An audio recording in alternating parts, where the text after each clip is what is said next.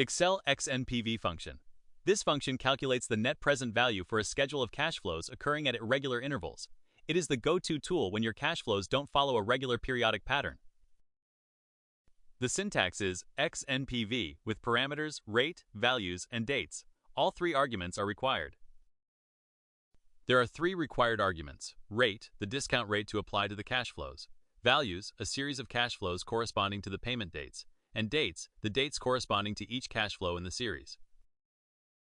Here's an example. Using a discount rate of 9%, we have an initial investment of -$100,000 on January 1st, 2015, followed by returns of $27,500 on March 1st, $42,500 on October 30th, $32,500 on February 15th, 2016, and $27,500 on April 1st, 2016.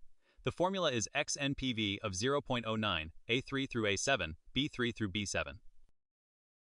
The XNPV function returns $20,889.19.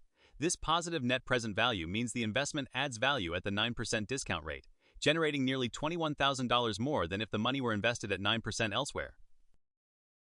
Watch out for common errors. A value error occurs when any argument is non-numeric or when a date is invalid. A num error occurs when any date precedes the start date or when the values and dates arrays differ in length. Key points to remember. XNPV discounts each cash flow based on its exact date, not assuming equal periods like the standard NPV function. A positive XNPV means the investment adds value at the given discount rate, while a negative result means it destroys value. Related functions include XIRR, which finds the rate where XNPV equals 0, and NPV for regular interval cash flows. Thanks for watching. If you found this tutorial helpful, don't forget to like and subscribe for more Excel tips and tricks. See you in the next one.